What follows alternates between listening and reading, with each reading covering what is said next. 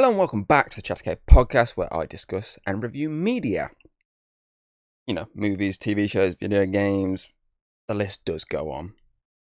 I'm your host, Drinking Thomas Hughes, and today I'm going to continue on from a review I did, 3 weeks ago now, which was the Hudson and Rex season 1 to 6 review I did. Obviously, because at that point I was heavily into watching it, and I binge watched 6 seasons of the show, and I got to the point of I was up to the last season, season 7, hadn't started yet, and I was like, okay, I'll just do the first 6 seasons. I can come back to this show once I've caught up.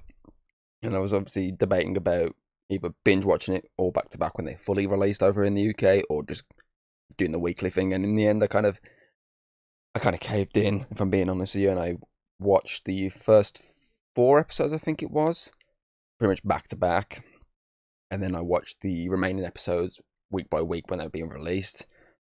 So obviously today I'm reviewing Hudson and Rex season 7, the latest season of the Canadian crime show, which focuses on a dog unit, a detective and his canine partner, I should say.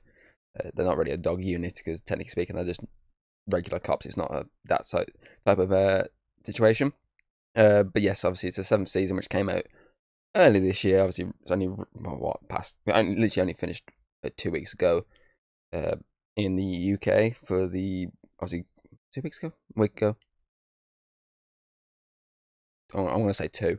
But obviously it started back in, I'm deep on my phone, January this year. And I would say it's an interesting season, because it's the season where obviously there was a lot going on behind the scenes. I mean, this season only had 8 episodes compared to previous seasons of, if I got, what up, my phone didn't just decide to swipe away. I mean, episode wise, season 1 had 13 episodes. 2, 19 episodes, 3, 16 episodes, 4, 16, 5 had 20, and the last season, season 6, had 16. So most seasons had over 10 episodes, and that's something I brought up in the last one where I was like, okay, this is a short season. So this one only clocks in at 8 episodes. It's kind of understandable because obviously there's a lot going on behind the scenes. I mean, for starters, as I say, I brought most of this up in the last one when I was obviously talking about looking forward to watching season 7. I was talking about the stuff I was reading about it. But obviously, this is the one where obviously the actor who obviously played Rex, obviously his real life name was Diesel, obviously passed away. So obviously they had to replace him during production with, I think it was his nephews and cousins and stuff along that line. So they kept it within the family, which is pretty cool. I will admit that's a really cool thing for the producers and the people on the show to actually have done. I mean, they could have just cast any other dog, but to keep it obviously the same sort of family bloodline, that's a thumbs up from me instantly. Obviously, he passed away, so he only did the first, I want to say 2 episodes.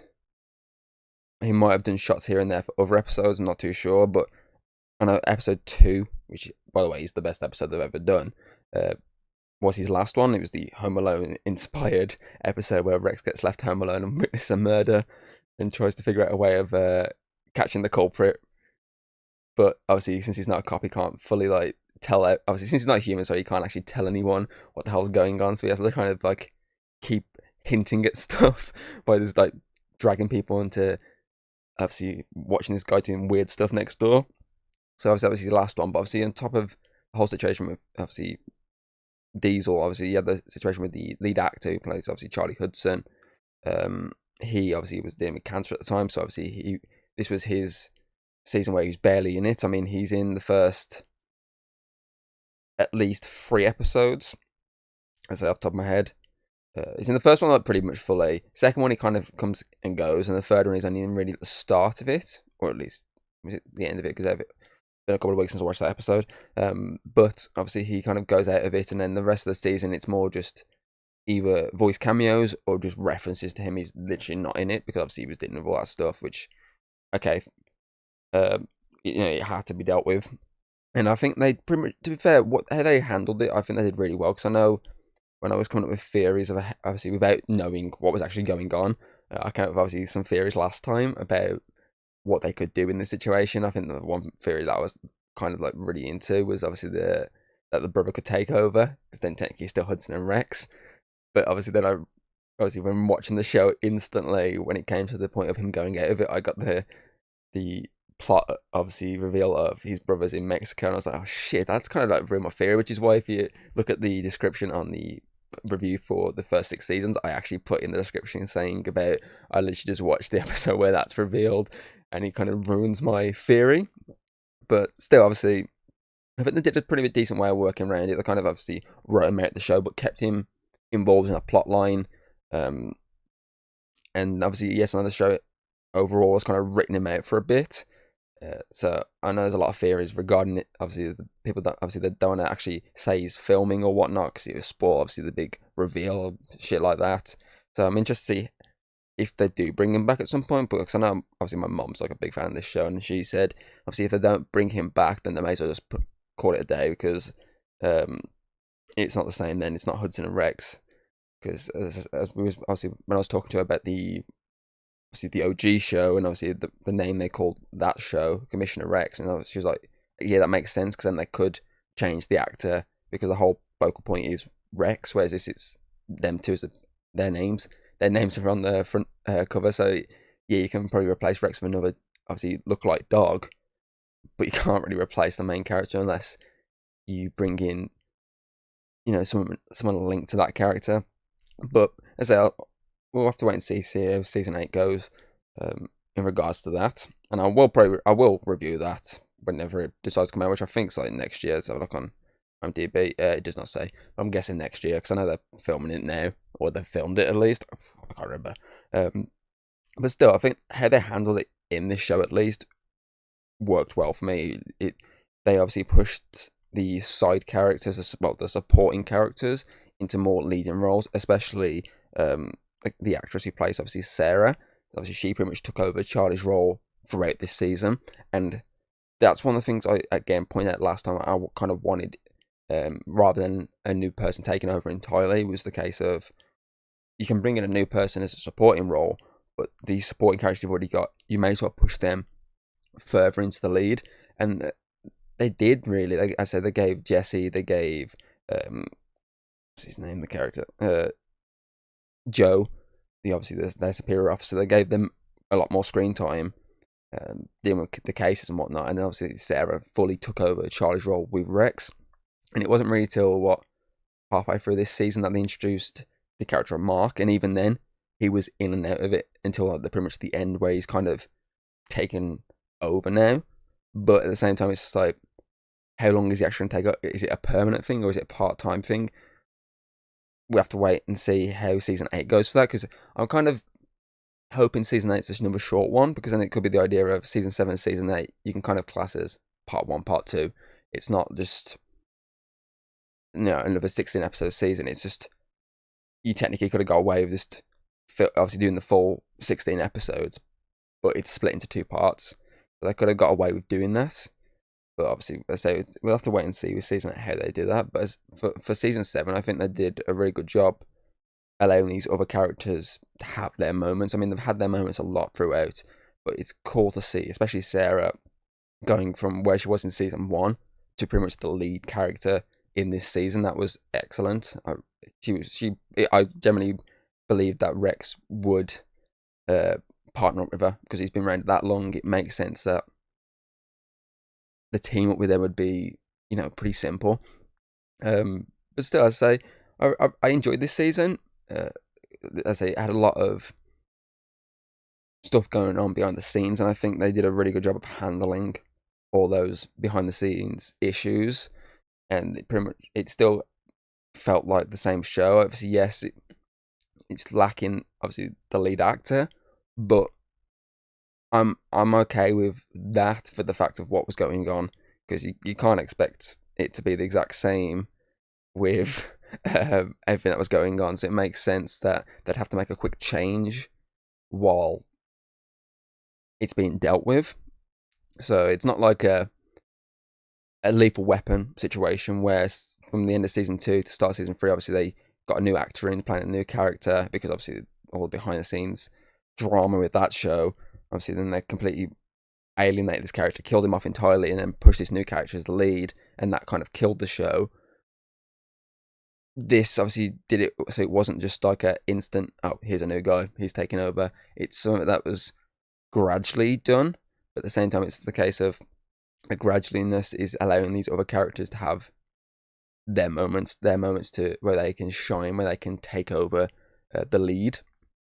So as I say, I think they did handle it pretty well. Mr. Sam was hoping they don't butcher season 8 with this complete and utter change to the leading role.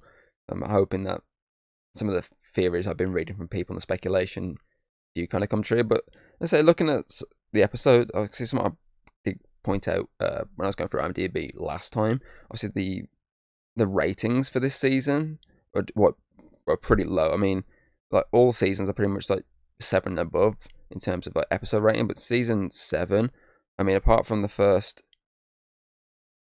2 episodes and episodes 4 and 5, like the entire season is like below 7, because a lot of people just didn't gel with this season by looking at IMDb, but I kind of did.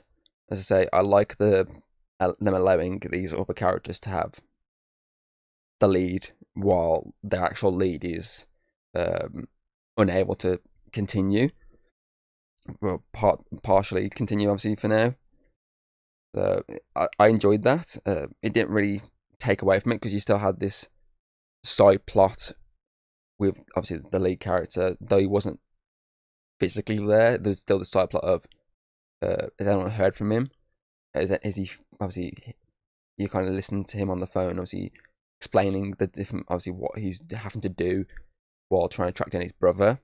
So I feel like that works, and obviously it all led to this big moment in the finale, which was obviously a very like emotional sequence that did kind of make me sad slightly, especially mainly because the dog's reaction. I was like, I don't care about the people's reaction, it's the dog's reaction. It's fucking kicking me in the fucking nuts right now.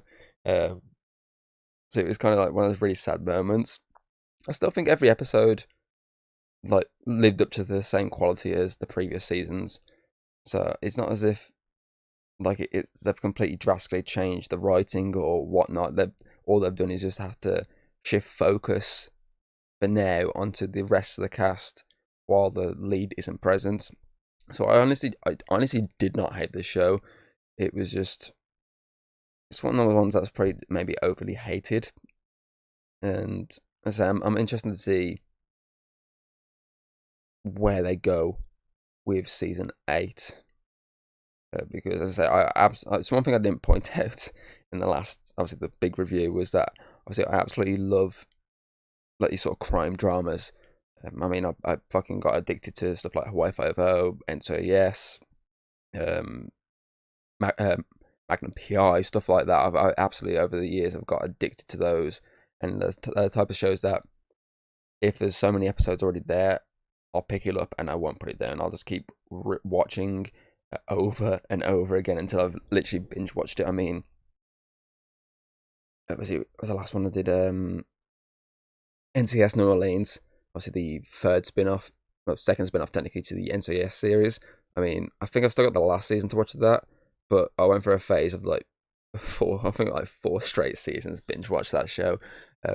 Magnum PI is another one. When it first came out, I wasn't really hooked on it. I mean, I never watched the original, so I can't really argue that it was the case of, oh, I didn't, I like the original, so it's one of those ones where I was always gonna hate the remake. I've never watched it, so I just never had that issue with it, and it was just the case of I watched like either a couple of episodes or maybe half a season. I just never gelled with it. But then COVID happened, and I started watching it again, and I just couldn't put it down. I mean, I've recently finished the last season finally, and I absolutely love that show. So these type of shows are right up my alley, and I'm happy this season is another solid season. I've kind of run out of things to say really for this, other than episode 2, season 7 is my favorite episode, and roll on season 8 to see how they do handle this change and if it is only a part-time change. So I feel like with that, I'd give Hudson and Rex season 7 a good 9 out of 10. I'd stick with what I gave the first 6 seasons. It's not much has changed. Yes, the lead's changed, but it's not a permanent lead yet. So it might be the case of when I'm watching season 8, if he is the focus, then it might dip. So like, rating wise for me, but for now, I feel like how they handled it with this 8 episode was the right way to handle it. So I feel like a 9 is a decent space for it to be. And I just realised I've only done like 16 minutes if that of this, so I'm gonna quickly get another thing up to review, which I've just also finished watching, and that is DC's Creature Commandos season 1. So it's gonna be a double review here because I've kind of unlike the last Hudson and Rex review where I had literally 6 seasons to talk about, I only had 1 this time. So I'm just going to do a double review here. So yeah, Creature Commandos Season 1, which is the kickstart to the new DC universe. Obviously, Superman pretty much followed it, which I watched and loved, and I'll probably review that down the line. I kind of want to say that for a group review. I just haven't really watched anything else recently to like talk about right now, other than Creature Commandos, so that's why I'm kind of jumping on that now. Obviously, it's essentially Suicide Squad just with monsters rather than people. I mean, that's the whole point. This is they're not allowed to do the Suicide Squad anymore, so these creatures aren't humans. Let's do it. And it's a show that's obviously got it's very James Gunn, which isn't surprising since he wrote it.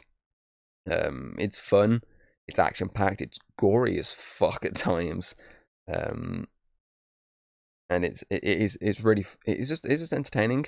Obviously, it's characters that similar to if you look at obviously Gunn's Suicide Squad movie, it's characters that normally you probably wouldn't associate with or you wouldn't really be bothered too much about. Obviously, you got Frankenstein's monster, the Bride, obviously Weasel. Get the names up here: G.I. Robot, Doctor Phosphorus, Nina. You got characters like that who obviously aren't these massive DC characters. The only big ones really in there is obviously Flag's dad, obviously played by Frank Grillo. Obviously Viola Davis returning. Sorry for obviously Amanda Waller. So those are the only real massive ones. These other ones are just essentially a rogues gallery, and it's like some of the ones that aren't or would probably not have got a lot of attention if James Gunn hadn't been involved here. And honestly, they're like the best part about it, that they gel so much as a unit. Obviously, they're all totally opposites, but they're all in the same boat of we're monsters. So that was fun to watch. I mean, Dr. Phosphorus is probably my favourite character for the fact he's always constantly complaining about. Obviously, it looks like he's smiling, but in reality, he's not. He goes, "What am I?" Like, he's fucking hilarious. I mean, it's not just him. Obviously, the Bride's a great lead for this show. Obviously, David Harbour playing Frankenstein's monster, who spends the entire time trying to chase her down because he's madly in love with her. That was fucking hilarious to watch. Obviously, Joe Robot is a pretty interesting character whose whole purpose was he's technically not a monster like the rest. He was generally designed by humanity for good, in this case, killing Nazis. And when he kills some neo-Nazis in the sort of his present time, obviously he gets reprimanded by the authorities. So it's kind of like a lot of them have this sort of tragicness to them, which makes sense because that's what allows them to come together. So say obviously the Bride's got the tragicness of she fell in love with her creator rather than the monster that wanted her created, and obviously the monster killed her creator, and she spent years running and fighting him. Obviously Dr. Phosphorus, obviously his family was slaughtered, and then he was turned into a monster. G.I. Robot, as I say, obviously he was created for a good purpose, and then just kind of got not used anymore, and then just eventually, what's the word I'm after? Like sort of like discharge, but obviously kind of like shoved in a box, and he just became like a collector's item until he got eventually brought back online. He was kind of, he did the right thing, but obviously everyone else didn't see it that way. Obviously Nina, it's the tragicness of her. Technically, she's the only one that's not a straight up monster like the rest. And then on top of that, you've also got Weasel, who in Gunn's other Suicide Squad movie, obviously the whole thing about him was he killed a bunch of kids, and he, he can't swim. He's this crazy ass looking monster. Whereas in this, it keeps that element while also adding this tragic backstory to explain the whole kid's death. And there's obviously a lot to it, and it's very tragic for this character that generally can't speak. So it is, all of them have these heartbreaking moments that give them humanity, despite the fact they look like monsters. And so it's an interesting show, and obviously they're then grounded by Rick Flag, obviously Senior, who is essentially obviously doing the Rick Flag Jr. part of it, which is leading this squad early on before eventually the Bride kind of takes the reins while Flag's dealing with this other plot line. And because the whole plot of this is, at first they're trying to stop an assassination on a princess, and then eventually it's them trying to assassinate said princess, who's supposedly going to destroy the entire world. And obviously the monsters are fine with it, Flag is not. So obviously you got these two conflicting stories through this, and obviously you got other monsters, you got other characters that make cameos in something. Clayface cameos, Batman technically cameos via obviously a silhouette. King Shark's here. You got a few little nods, and there's a lot of references to obviously the universe as an overall, as a way of trying to label what's technically canon from the last couple of years at least of DC stuff. So like for example, they reference Project Starfish and obviously the whole incident with the Suicide Squad movie. So it's like, okay, so much of that is canon, like the idea of them going on this mission, and probably a certain amount of characters and certain moments at least are canon within this new universe. Obviously after what happened at the end of Flash when they reset everything, but obviously it's always the case of not everything is, if it's mentioned then it's canon, or to an extent canon. If it's not mentioned, then basically we're just going to ignore it and brush it under the rug. But it makes sense that the Suicide Squad would have some level of canonness heading into this universe. Cause it makes sense that Gunn would take so many elements from that. I mean, it's his own film, and bring it into this new universe. I know Blue Beetle's not. That's like a standalone one, but at least the character and the actor's being dragged out of that into the new universe. So it's an interesting start really for this DC universe. Like, you'd think they'd start with the movie, specifically Superman, which has come out to rave reviews, done relatively decent at the box office. You'd think that would have been its starting point, not this small animated TV show that's technically made for adults, not for kids. But as I say, when I was speaking to Hayden about it, she was like, this is kind of Gunn's way of saying everything's canon, TV, movie, it's all connected. So it does kind of make sense that they'd start with the animated show and be like, okay, you got stuff like this coming out, and you have to kind of watch it to know certain elements going forward. Not fully, because obviously, especially like the Superman film, for example, that's like a 12 over here, well, 12/8 at least.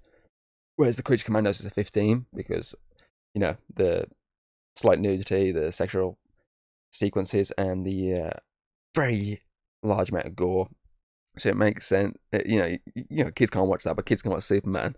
But it's funny because obviously I know Frank Miller was like pointing out the fact that Peacemaker obviously is also not made for kids. So it's one of those ones where this DC universe is going to be interesting, because unlike Marvel, where every project is pretty much, apart from the Deadpool one, most projects, if not all, are pretty much made for a large audience, an audience of, all sorts of ages. Whereas so far, this DC universe, its first 3 projects, 2 of them have been clearly aimed for more teens onwards, whereas one's been aimed for the all audience situation.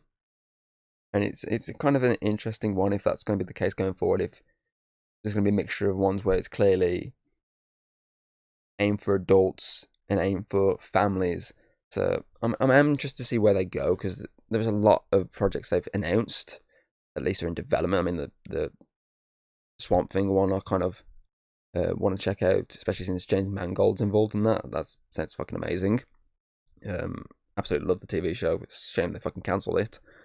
Obviously Supergirl next year, so that should be an interesting, second adventure on the big screen for Supergirl in terms of solo projects. I mean, trying to think what else they announced. So they announced like a fuck ton of stuff. I know some of it isn't happening, some of it is happening still. The Clayface film next year. But I say this is an interesting start to this new universe. It shows that some of these projects won't hold back. They will go fucking batshit, hit the wall, and that gun will make projects that aren't just straight up kid friendly. And this show is straight up not kid friendly. It's got a pretty interesting plot. It's got some great characters, each one having an episode where they get to, you get, as an audience, get to experience their tragic backstories. It's an interesting visuals.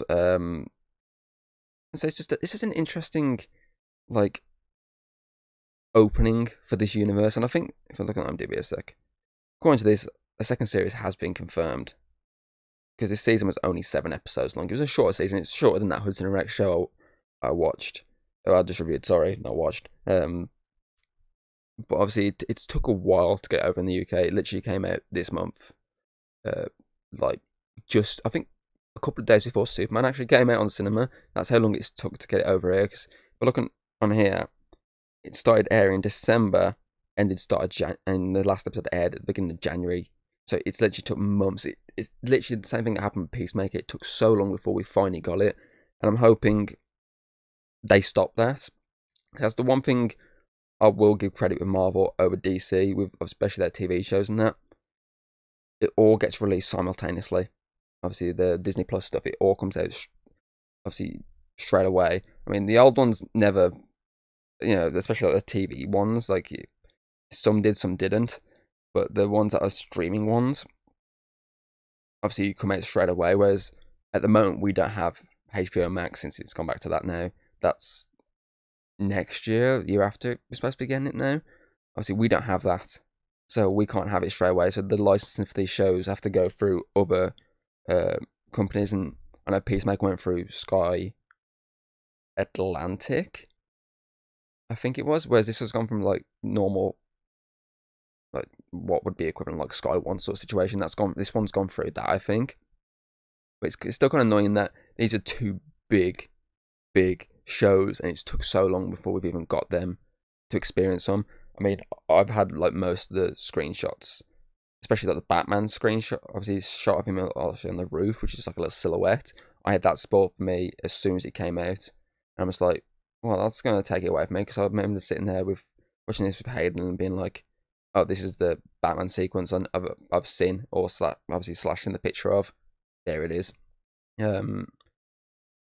Obviously the Clayface reveal, I knew Clayface was in it again. I'd seen the spoiler.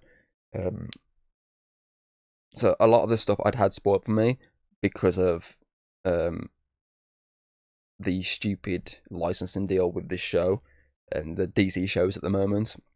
And the only DC show that got licensed the exact same time for release simultaneously in the US and the UK was The Penguin. That was the only one that got a weekly release at the exact same time. It got treated the Last of Us and stuff like that.